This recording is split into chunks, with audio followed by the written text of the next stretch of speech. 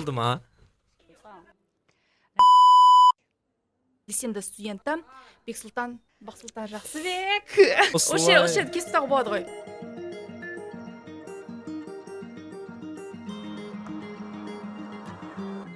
Сәлем достар, эфирде Жастар Лайф. Бүгін студенттік өмірдің ең жарқын шараларының бірі студенттік көктем облыстық фестивалі жайлы сөйлесеміз. Студиямыздың қонағы Қостанай университетінің белсенді студенті Бақсұлтан Жақсыбек. Қалайсың? Сұхбатқа дайынсың ба? Жақсы шүкір, өздеріңіз қалайсыздар, иә? Дайынбыз. Дайындалдық. Қатты дайындалдық, ой. 2 апта дайындалдық. Күшті, керемет. Онда бастайық. Жалпы фестиваль жайлы айтып берсең, қанша сайыстан тұрады? Қазір қандай кезеңдесіңдер? Фестиваль жалпы ашылу салтанаты мен жабылу салтанатын есептемегенде 13 кезеңнен тұрады. Оның ішінде театралды постановкалар, би жарысы, жаңағы мистер и миссис деген секілді жайдарман ойындар, КВН ойындары, тағысын тағы осындай футбол, спорттық ойындар бар. Яғни әр кезең сайын үздіктер анықталып тұрады. Иә, әр кезең сайын үздіктер анықталады. Жалпы Қостанай облысында 7 университет осы студенттік көктем қатысып жатса, яғни 7-ші орын алған университет 1 балл, 6-ші орын алған 2 балл, солай 1-ші орын алған университет 7 балл алады. Сәйкесінше кете береді. Иә. Ал қазір үздік үштік кім қаратын? Үздік үштік әрине біз, Аллаға шүкір. Топ жарып тұрмыз. Дәлші жарамыз деп отырмыз, бұйырса 49 ұпаймен 1-ші орында тұрмыз. Бізден кейін Арқалық педагогикалық университеті Ыбырай Алтынсарин атындағы 39 ұпаймен, және де 3-ші орында ол кісілерде 39 ұпай, Арқалықтағыдай ішкі істер министрлігінің академиясында. Алғашқы үштік осылай. Енді сен осы саланың қыр-сырын меңгеріп қойғаннан кейін енді үйреніп қараған шығарсың қарсыластарына. Басты қарсыластарың кімдер? Басты қарсылас деп айтуға келмейтін шығар, өйткені барлығы да мықты. Өйткені біз тек қана 1-ші орын алып жүрген жоқпыз. Кейбір кезде 2-ші орын алған кездеріміз де болды, кейбір университет біздерден басым болған кездер болды. Сондықтан да қарсылас барлығы. Бірақ та қарсыластық тек сол конкурста ғана шығар, бірақ та өмірде көрісіп жатсақ, сәлеміміз түзу. Дос таптыңдар, дос тауып таптық, жерлес таптық. Керемет. Ал жалпы фестивальге дайындық қашан басталды? Сендер қай кезеңге басты назар аудардыңдар? Фестивальға 1 сәуірден бастап, алғашқы күндерінен хабар шыққаннан бастап дайындалып бастадық.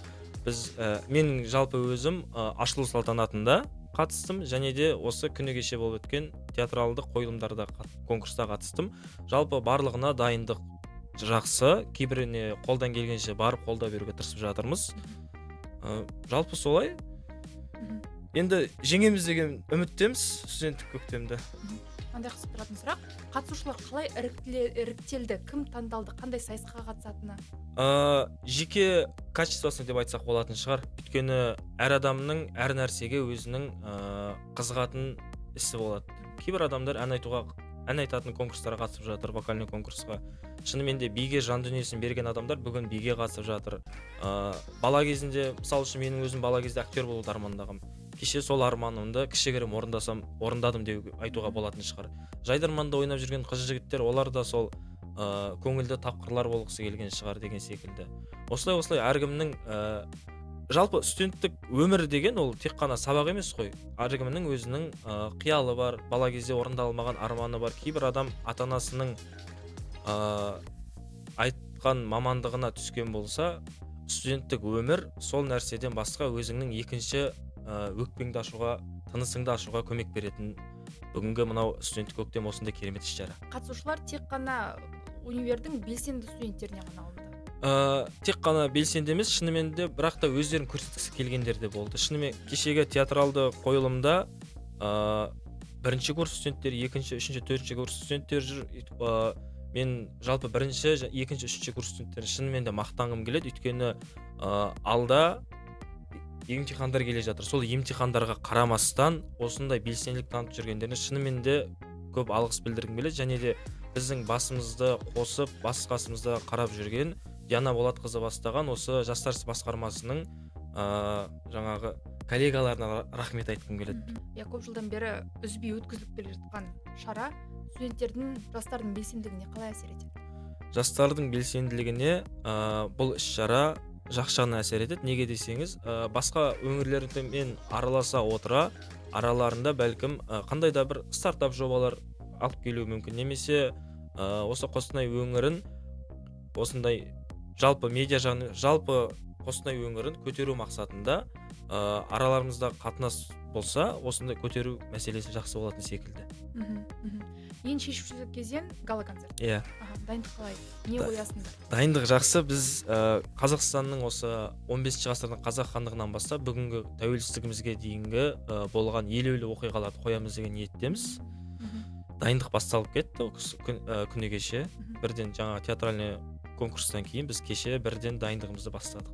Яғни қойылым болады. Иә, қойылым болады. Регламент бар ма? Регламент, шынымды айтсам, ол ақпараттар менде әзірге жоқ. Регламент болуы мүмкін, болатын да шығар, өйткені 7 команда концерттің де егер созылып кететін болса, көрерменге де қызық емес болып қалуы мүмкін. Биылдан бастап фестиваль 1 айға созылады. Жаңағы қорытындысы гала-концерт дедік, сонымен қай күнге шақталып отыр? Гала-концерт осы сәуір айының 30-шы күні болады, сағат 11:00-де Жастар сарайында. Келіңіздер қолдауға біздің университетті, жеңеміз деген үміттеміз, жеңсек екен деп отырмыз. Әрине. Иә, біз сіздерге сәттілік тілейміз. Яғни гала-концерттен кейін шешуші сәт, бірден нәтиже, марапат бірден болады. Иә, бірден марапат болады. Сол жерде біз тағы да айта бергім келеді, жеңіске жететін шығармыз. Жетейікші, қыздар, ұлдар, сіздерге сенеміз. Иә, қатты үміттіміз. Біздің оқу орнының студенттері әрине міндетті түрде тақымымызды қысып, сіздерді қолдауға баратын боламыз. Көп рахмет. Иә, осымен біздің подкастымыз өз мәресіне жетті. Келіп сұхбат беріп бөліскеніңізге рахмет. Осындай тығыз уақыттарыңызға қарамастан алдағы уақытта сәттілік, жақсы жаңалықтар күтеміз. Сау болыңыздар.